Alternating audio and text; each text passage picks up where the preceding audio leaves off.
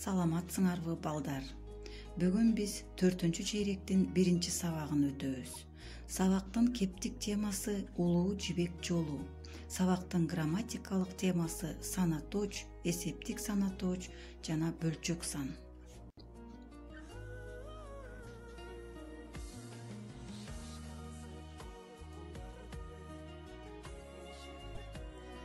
Балдар, бүгүнкү сабактын максаты жаңы лексика менен таанышасыңар.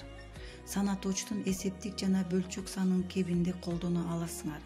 Жекече үчтө көндүмү калыптанат.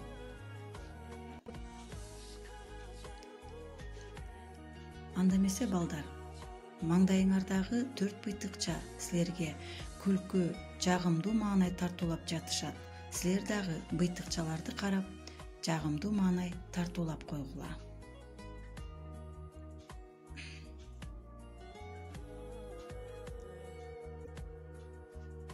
Бүгүнкү сабакта кезигүүчү жаңы сөздөр. Булар ачылыш, жибек, байлык, кербен сарай, чыгыш өлкөлөр, батыш өлкөлөр, мурас кагазы жана кылым.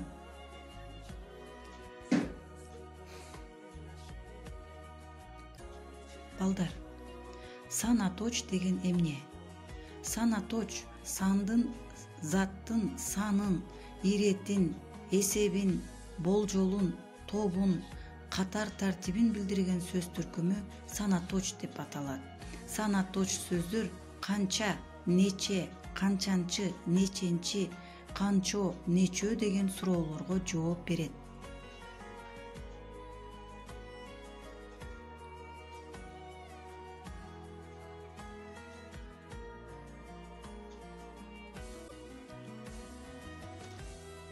Балдар, сана точ маанисине карай 6га бөлүнөт.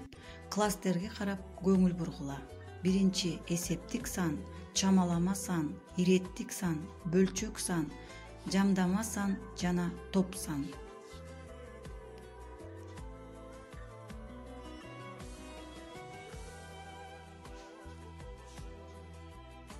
Эсиңерге туткула. Эсептик сана точ заттын санын, эсебин билдирип, канча нече деген суроого жооп берет. Мисалы 1, 5, 10, 22, 1000, миллион. Ал эми бөлчөк сан чыгыш жөндөмөсүнүн дан мүчөсү аркылуу жасалат. Мисалы 2ден 1, 5ден 3, 10дон 2, 100дөн 20.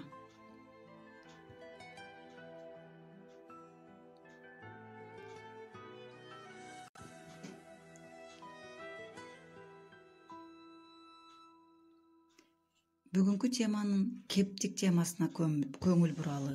Улуу жибек жолу. Бул сөз айкашын укканда силер кандай элестөөлөр пайда болду?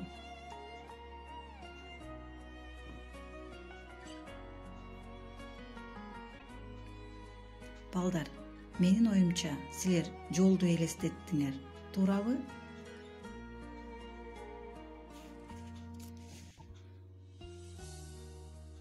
Картаны жакшылап карагыла. Эми балдар, 1-чи тапшырмага көңүл бурсак, тапшырманы аткарууда математика сабагынан алган билимиңерди пайдалангыла. Эгерде улуу жибек жолунун узундугу 7000 километр болсо, анда Кыргызстандын территориясындагы жол бардык жолдун узундугунун канча бөлүгүн түзөт?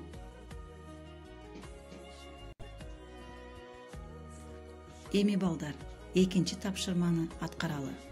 Картаны карагыла. Картада канча өлкө бар экен? Аларды атап бергиле. Мен силерди акылдуу деп ойлойм.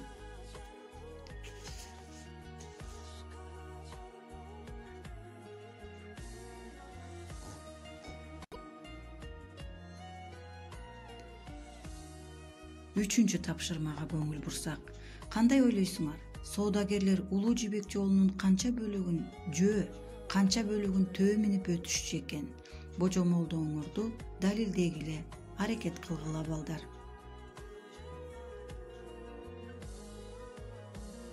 Балдар, билип алгыла.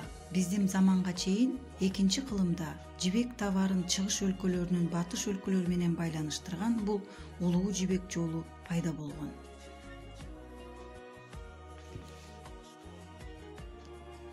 Эми балдар, 4-чү тапшырмага көңүл бөлсөк. Сөздөрдү окуп, маанисин тактап, сөз айкаштарын түзүп, тептериңерге жазгыла. Колдонулуучу сөздөр: жибек пилласы, тыт дарагы, кербен сарай, кербен, ханыша, ачык сере.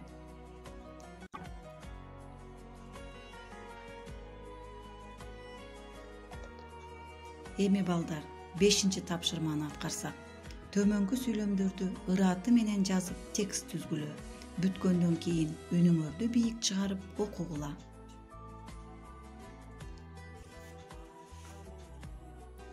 Ал убактан бери 5000 жыл өттү.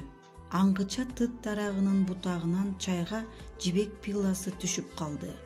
Илгери Кытай ханышасы өз сарайынын ачык сересинде чай ичип отурган дешет. Бул ачылыштан кийин жибек пайда болдубу? Ал Кытайга атак даңк алып келди. Ханыша узун тырмагы менен пияладан аны алып салайын десе, анын тырмагына ички жип жабышып калды. Ханыша ал жипти тартса, ысык чайда жумшарып калган пилла чубалжый баштайт.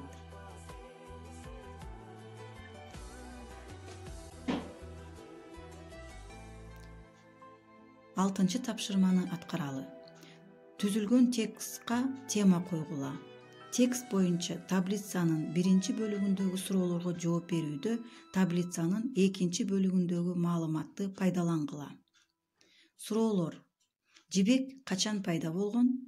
Жибек кайсы өлкөдө пайда болгон? Кытай ханышасы чайды кайсы жерде ичип жаткан? Ачылыш кантип пайда болду?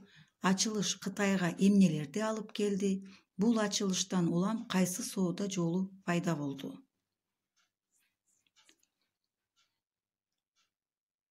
Эми балдар, ар бириңер таблицаны өз алдыңарча толтургула.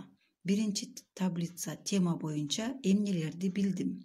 Тема боюнча эмнелерди аткара алам. Тема боюнча мага эмнелер түшүнүксүз болду.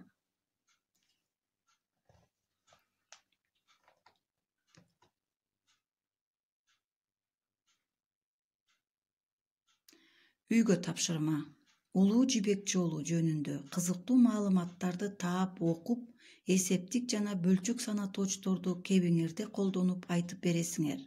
PowerPoint программасынын жардамы менен презентациялагыла. Ушу менен сабагыбыз аяктады. Саламатта калгыла. Көрүшкөнчө.